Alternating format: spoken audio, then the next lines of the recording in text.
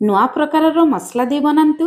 ଶିମ୍ବ ଖାଉନଥିବା ଲୋକ ବି ଏଇ ତରକାରୀକୁ ମାଗି ମାଗି ଖାଇବେ। ଭାତ, ରୁଟି, ପରଟା ସବୁଥିରେ ମଜା ଲାଗିବ। ରେସିପି ପସନ୍ଦ ଆସିଲେ ଭିଡ଼ିଓକୁ ଲାଇକ୍ କରନ୍ତୁ, ନିଶ୍ଚୟ ଗୋଟେ ସେୟାର କରନ୍ତୁ। ଚ୍ୟାନେଲ ଯଦି ନୂଆ ଅଛନ୍ତି ପ୍ଲିଜ୍ ଚ୍ୟାନେଲକୁ ସବସ୍କ୍ରାଇବ୍ କରନ୍ତୁ। ଜୟ ଜଗନ୍ନାଥ, ମୁଁ ସସ୍ମିତା ଆପଣ ସମସ୍ତଙ୍କୁ ସ୍ୱାଗତ କରୁଛି ସସ୍ମିତା ଷ୍ଟାର କିଚେନକୁ। ଶିମ୍ବର এই ସୁଆଦିଆ ତରକାରୀ ବନାଇବା ପାଇଁ ଏଇଠି ମୁଁ ନେଇଛି 250 ଗ୍ରାମର ଶିମ୍ବ, ତା ସହିତ ଗୋଟେ ମିଡ଼ିୟମ୍ ସାଇଜ୍ର ଆଳୁ। ଆପଣମାନେ ଯେକୌଣସି ପ୍ରକାରର ଶିମ୍ବ ନେଇପାରିବେ, କିନ୍ତୁ କଷି ଶିମ୍ବ ବାଛିକି ନେବେ। ମଞ୍ଜି ରହିଗଲେ ତରକାରୀ ଖାଇବା ପାଇଁ ଭଲ ଲାଗିବ ନାହିଁ। ଶିମ୍ବରେ ଥିବା ଦୁଇପଟ ସାଇଡ୍ର ସୂତାକୁ ବାହାର କରି ମଝିରୁ ଦୁଇ ଫାଳ କରି କାଟି ନେଇପାରିବେ।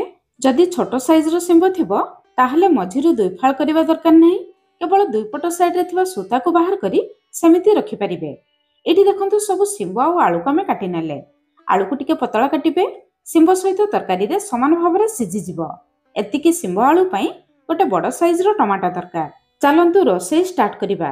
କଢ଼େଇ ଗରମ କରି ଗୋଟେ ବଡ଼ ଚାମଚ ସୋରିଷ ତେଲ ଗରମ କରିବା। ମୁଁ ତ ସୋରିଷ ତେଲରେ ରୋଷେଇ କରିବା ପାଇଁ ପସନ୍ଦ କରେ। ଆପଣମାନେ କେଉଁ ତେଲ ପସନ୍ଦ କରନ୍ତି ନିଶ୍ଚୟ ମୋତେ କମେଣ୍ଟସ୍ କରି ଜଣାଇବେ। ତେଲ ଗରମ ହେଇଯିବା ପରେ ଅଧା ଚାମଚ କଳା ଜିରା ଦେବା। କଳା ଜିରା ଯଦି ଥିବ ନିଶ୍ଚୟ ଦେବେ, ଏହି ତରକାରୀରେ ବହୁତ ବଢ଼ିଆ ବାସ୍ନା ଆସିବ। କଳା ଜିରା ତେଲରେ ଫୁଟିଯିବା ପରେ ଆମେ କାଟି ରଖିଥିବା ଶିମ୍ବ ଆଳୁକୁ ଦେବା। ଶିମ୍ବ ଆଉ ଆଳୁକୁ ଦେଖି ସ୍ୱାଦ ଅନୁସାରେ ଲୁଣ ଦେବା, ଅଳ୍ପ ହଳଦୀ ଗୁଣ୍ଡ ଦେବା। ପରେ ଆମେ ମସଲାରେ ଅଳ୍ପ ହଳଦୀ ଗୁଣ୍ଡ ବି ଦେବା। ଏବେ ଆମେ ଶିମ୍ବ ଆଉ ଆଳୁକୁ ଭାଜିବା। ଶିମ୍ବ ଆଳୁକୁ ସିଝିବା ପାଇଁ ଟିକେ ଅଧିକ ସମୟ ଲାଗିବ, ସେଥିପାଇଁ ଭାଜିବା ସମୟରେ ପ୍ରଥମେ ଗ୍ୟାସ୍ର ଫ୍ଲେମ୍ ପୁରା ଲୋ ରଖି 2 ମିନିଟ୍ କଭର କରି ଭାଜିବା, ଯାହାଦ୍ୱାରା ଶିମ୍ବ ଆଳୁ ଭାଜିବା ସମୟରେ ହାଲକା ସିଝିଯିବ। 2 ମିନିଟ୍ ପରେ ଏଠି ଦେଖନ୍ତୁ ଶିମ୍ବ ଆଉ ଆଳୁ ଟିକେ ଲାଲ କଲର ହେଇଯାଇଛି। ଏବେ ଆଉ କଭର କରିବା ଦରକାର ନାହିଁ। ବେଶୀ ସମୟ କଭର କରି ଭାଜିଲେ ଶିମ୍ବର କଲର ଖରାପ ହେଇଯାଏ। ଏବେ ମିଡ଼ିୟମ୍ ଫ୍ଲେମ୍ରେ 2ରୁ 3 ମିନିଟ୍ ପର୍ଯ୍ୟନ୍ତ ଶିମ୍ବ ଆଳୁକୁ ଟିକେ ଲାଲ କରି ଭାଜିବା। ଶିମ୍ବ ଆଳୁକୁ ଟିକେ ଲାଲ କରି ଭାଜିଲେ ତରକାରୀରେ ଖାଇବା ପାଇଁ ଭଲ ଲାଗେ। ଏବେ ଶିମ୍ବ ଆଳୁ ଭଜାକୁ ବାହାର କରି ଆଣିବା। ତରକାରୀ ପାଇଁ ମସଲା ବନେଇବା। ଗ୍ୟାସ୍ ଉପରେ ଛୋଟ ପ୍ୟାନ୍ ବସାଇ ଗୋଟେ ବଡ଼ ଚାମଚ ଚିନାବାଦାମ ଦେବା। ଏତିକି ଶିମ୍ବ ଆଳୁ ପାଇଁ କେବଳ ଗୋଟେ ବଡ଼ ଚାମଚ ଚିନାବାଦାମ ଦେବେ। ଗ୍ୟାସ୍ର ଫ୍ଲେମ୍ ଲୋ ମିଡ଼ିୟମ୍ ରଖି ଚିନାବାଦାମକୁ ହାଲକା ଭାଜିବା, ବେଶୀ ପୋଡ଼ିବା ନାହିଁ। ଏତିକି ଭାଜିଯିବା ପରେ 2 ବଡ଼ ଚାମଚ ଧଳା ରାଶି ଦେବା। ଧଳା ରାଶି ବଦଳରେ କଳା ରାଶି ବି ଦେଇପାରିବେ। ଶୀତଦିନେ ରାଶି ଦେହ ପାଇଁ ବହୁତ ଉପକାରୀ। ତା ଛଡ଼ା ରାଶି ଦେଇ ତରକାରୀ ବନେଇଲେ ତରକାରୀର ଟେଷ୍ଟ ବି ବହୁତ ବଢ଼ିଆ ଆସେ। ରାଶି ଦେବା ପରେ ସାଙ୍ଗେ ସାଙ୍ଗେ ଗ୍ୟାସ୍ର ଫ୍ଲେମ୍ ବନ୍ଦ କରିବା, କାହିଁକି ନା ପ୍ୟାନ୍ ଗରମ ଅଛି, ରାଶି ବେଶୀ ପୋଡ଼ିଯିବ। ତାପରେ ଅଧା ଚାମଚ କଞ୍ଚା ଧନିଆ, ଅଧା ଚାମଚ ଜିରା ଦେବା। ଜିରା ଧନିଆକୁ ଗରମ ପ୍ୟାନ୍ରେ ଆଉ 1 ମିନିଟ୍ ପର୍ଯ୍ୟନ୍ତ ଭାଜିବା। ସବୁ ଜିନିଷକୁ ହାଲକା ଭାଜିବେ, ବେଶୀ ପୋଡ଼ିବେ ନାହିଁ। ହାଲକା ଭାଜିଯିବା ପରେ ମସଲାକୁ ବାହାରକୁ ଆଣି ପୁରା ଥଣ୍ଡା ହେବା ପାଇଁ ଛାଡ଼ିବା। ଥଣ୍ଡା ହେଲା ପରେ ଗ୍ରାଇଣ୍ଡର ଜାର୍ରେ ଦେଇ ଜମା ପାଣି ଦେବା ନାହିଁ, ପ୍ରଥମେ ଶୁଖିଲା ଗ୍ରାଇଣ୍ଡ କରି ଆଣିବା। ପ୍ରଥମେ ଶୁଖିଲା ଗ୍ରାଇଣ୍ଡ କରି ପାଣି ଦେଲେ ମସଲା ଚିକଣ ଭାବରେ ବାଟିଯାଏ। ତାପରେ ଗୋଟେ ମିଡ଼ିୟମ୍ ସାଇଜ୍ର ପିଆଜ, 10ରୁ 12ଟି ରସୁଣ ଅଧିକ ଦେବେ। ରାଗ ପାଇଁ ଗୋଟେ କଞ୍ଚା ଲଙ୍କା ଦେବା। ଅଧା କପ୍ ପାଣି ଦେଇ ମସଲାକୁ ଚିକଣ କରି ବାଟି ଆଣିବା। ଏବେ ଆମ ରେଡ଼ି ହେଇଗଲା ଆଜିର ତରକାରୀ ପାଇଁ ସ୍ପେଶାଲ ମସଲା। ଚାଲନ୍ତୁ ତରକାରୀ ବନେଇବା ଷ୍ଟାର୍ଟ କରିବା। ଶିମ୍ବ ଆଳୁ ଭାଜି ସାରିବା ପରେ କଢ଼େଇରେ ଅଳ୍ପ ତେଲ ଅଛି, ଆଉ ଗୋଟେ ବଡ଼ ଚାମଚ ତେଲ ଗରମ କରିବା। ତେଲ ଗରମ ହେଇଯିବା ପରେ ଅଧା ଚାମଚ ପୋସ୍ତ ଦେବା। ଯଦି ପୋସ୍ତ ଥିବ ନିହାତି ଦେବେ।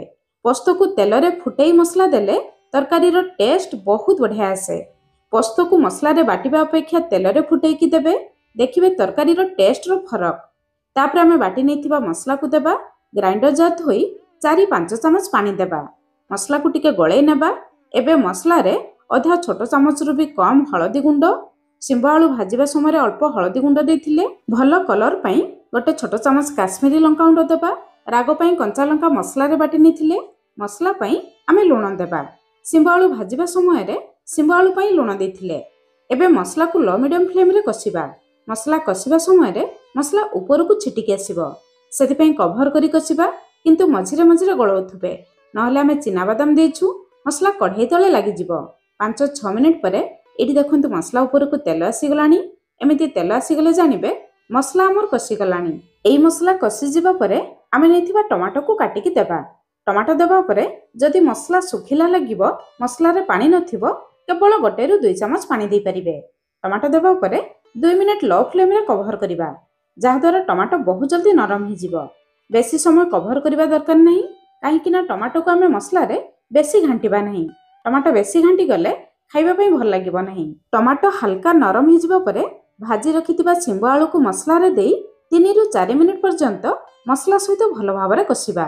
एठी आउ गोटे कथा, जदि आपण मानक पाखरे धळा राशि नथिबो धळा राशि बदल रे चिना बादाम सहित 4-5टी काजू देई परिबे, नहले गोटे बड़ चामच चारमगज देई परिबे, नहले केवल चिना बादाम देई ए तरकारी को बनै परिबे।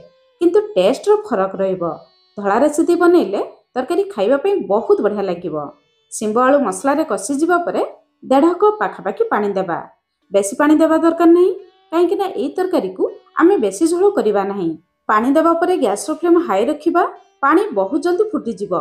पानी थरे फुटी आसिले गैस रो फ्लेम लो मीडियम रखी 5 रु 7 मिनिट कवर करिबा, जहा द्वारा सिंबो आलू भल भाबरे सिझी जिवो। सब मसला रो फ्लेवर सिंबो आलू भीतर को आसी जिवो। 7 मिनिट परे एठी हम तरकारी रो फाइनल लुक देखंतु। सिंबो आलू देखंतु केते सुंदर देखा जाउछि। झोल एतिकी बहलिया रखिबे, काहेकि ना तरकारी ठंडा हला परे झोल आउ टिके कमी जिवो। एबे हमें सिंबो आलू को चेक करिबा। देखंतु आलू भल भाबरे सिझी जाइछि, सिंबो भी भल भाबरे सिझी जाइछि। शेषरे भल बासना पई अल्प किछि धनिया पत्र देबा।